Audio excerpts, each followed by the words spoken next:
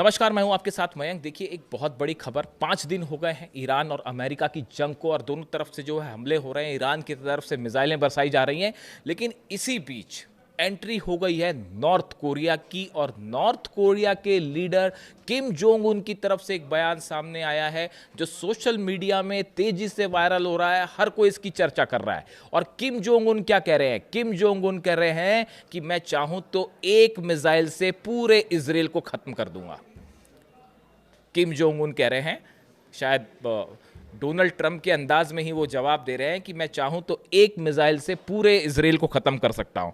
देखिए, उन्होंने कई और बातें कही हैं जो इस बयान, इस पूरे हालात में बेहद अहम है। किम जोंग उन के क्या वर्ड्स हैं मैं बता रहा हूं। If Iran requests we will supply missiles against Israel. Kim Jong Un ने कहा है, अगर ईरान चाहे, हमसे मांगेगा, तो हम इस जंग के बीच में अपनी मिसाइल्स देने को तैयार हैं। ये पहला बयान है किसी लीडर का। 4 दिन जंग को हो चुके हैं, आज 5वां दिन है। पहली बार किसी लीडर ने खुल के ये कहा कि हम ईरान की मदद के लिए मिसाइल्स भेजने को तैयार हैं। पहली बात। दूसरी बात, one missile is enough to destroy them. उसने, किम जोंग उन की तरफ से बयान आया है कि मेरी एक मिसाइल काफ़ी है इजराइल को और अमेरिका को ख़त्म करने के लिए। देखिए, ये इस तरह की खबरें अक्सर आई पहले कि नॉर्थ कोरिया जो है वो ईरान की मदद कर रहा है, लेकिन कितनी मदद हो पाई या कितनी टेक्नोलॉजी ट्रांसफ़र हो पाई, जो भी हालात हों, लेकिन इन जंग के बीच में ये पहला मौका है जब किम जोंग उन की तरफ से ये बड़ी बात कही गई। देखिए, किम जोंग उनको सब जानते हैं और वो ज़्यादा बातों में विश्वास नहीं रखते। वो मिसाइल मार के ही जो है जवाब देना ठीक समझते हैं। अब उनकी तरफ से जिस तरह से हमले हुए ईरान पे और अली खामेनी साहब की शहादत हुई, उसके बाद बताया जा रहा है कि किम जोंग उन भी बड़े एग्रेसिव मूड में हैं, और उनकी तरफ से सार्वजनिक रूप से ये कहना कि मेरी एक मिसाइल इजराइल को उड़ा देगी और अगर ईरान चाहेगा तो मैं मिसाइल भेज दूंगा। इन सब बोलने के बाद भी अमेरिका और इजराइल कुछ करने और कहने को तैयार नहीं है, क्योंकि नॉर्थ कोरिया के पास बॉम्ब है और 5 बार जो है 6 बार टेस्ट भी कर चुका है।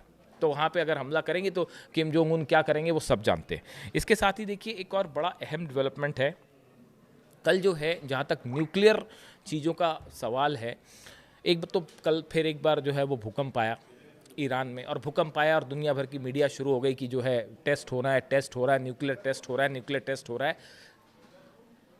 कभी कभी तो लगता है, बड़ी हैरानी की बात है, ईरान के सुप्रीम लीडर अली खामेनी साहब ने हमेशा कहा हम कभी न्यूक्लियर बॉम्ब नहीं बनाएंगे, और उन्होंने कभी इस बात से समझौता नहीं किया, आखिरी तक समझौता नहीं किया। तो अब क्यों टेस्ट होगा? दूसरी बात सुनिए आगे।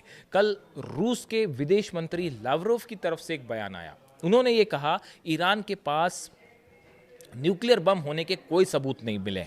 यानी कि जिस बात को लेकर ये पूरे हमले किए गए, जो ट्रंप की तरफ से कहा गया कि, और विटकॉफ की तरफ से बयान आया कि वो जो है 5 दिन में और 6 दिन में जो है बम बना सकते हैं, 11 बम ईरान बना सकता है, परमाणु बम बना सकता है, इसलिए हम हमले कर रहे हैं।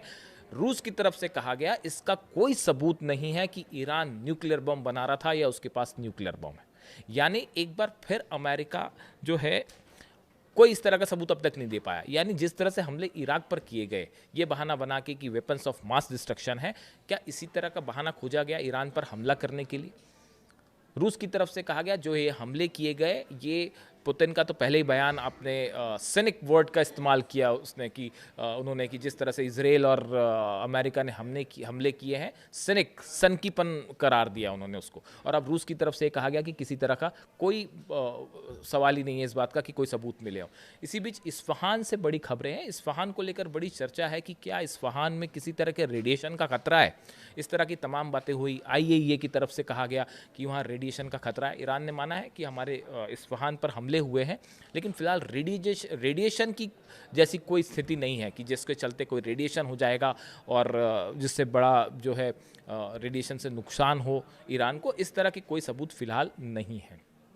इसके साथ एक और डेवलपमेंट, एक और खबर, कई ड्रोन से बताया जाता है कि बीती रात इजराइल ने, बल्कि बीती शाम जो है, इजराइल की तरफ से कई ड्रोन अटैक की कोशिश की गई इस्फहान में। यानी कि इस्फहान के आसमान पे 2 ड्रोन अटैक्स थे जो कि वहाँ पे अटैक करने गए थे, उनको ईरान के एयर डिफेंस ने मार गिराया है। इस तरह की खबरें हैं। देखिए, इस्फहान पर हमले हो रहे हैं, लेकिन कई सारे एयर डिफेंस सिस्टम्स ऐसे हैं जो जिनकी लोकेशंस पता करना बेहद मुश्किल काम है। अंडरग्राउंड से उनमें से काफ़ी कई सारे, और इजराइल के ड्रोन्स मार गिराए गए इस्फहान में। ये बात कंफर्म है, मतलब इस सूत्रों से खबर नहीं है, कंफर्म खबर है कि कई ड्रोन्स जो हैं इस्फहान में गिराए गए जो वहाँ हमला करने गए थे।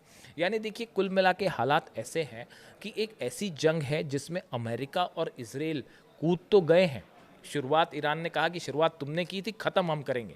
इजराइल और अमेरिका इस जंग में कूद तो गए हैं, लेकिन इसका अंत नहीं दिखाई दे रहा। और ये बात डोनाल्ड ट्रंप भी समझ रहे हैं। कहाँ तो बात हो रही थी कि 2-3 दिन में जो है हम जंग ख़त्म कर देंगे, अब वो 1 महीने तक पहुंच चुका है। और आप देखिए पिछले 5 दिनों में ईरान भारी पड़ता दिखाई दे रहा है। पूरे अरब देशों पर अकेला देश लड़ाई कर रहा है। उसके बावजूद जो है वो अभी तक ईरान में करना क्या है इसका प्लान अमेरिका के पास साफ नहीं है। और जो हमले हो रहे हैं वो अलग, पूरी दुनिया का ऑयल रुक चुका है, हॉर्मुज बंद हो चुका है। इसका असर दुनिया के ऑयल सप्लाई पे पड़ने जा रहा है। पर बैरल की कॉस्ट जो है वो आसमान छू जाएगी।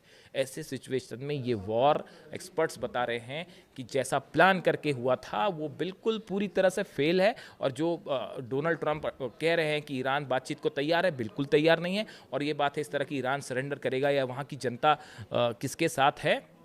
देखिए ईरान की तस्वीरें, वहाँ पे उन बच्चियों की जो शहादत हुई, जो बच्चियों की मौत हुई है, उनकी अंतिम यात्रा में जब बम बरस रहे थे तब भी जो है उनको जब दफनाया जा रहा था तो हज़ारों लाखों लोग ईरान की सड़कों पर हैं। और वो किसी B-2 बॉम्बर से नहीं डर रहे और किसी जो है वो अमेरिकन टॉमहॉक मिसाइल से डर रहे और ना किसी फाइटर जेट से डर रहे। तो देखिए हालात एक बार फिर फंसे हुए।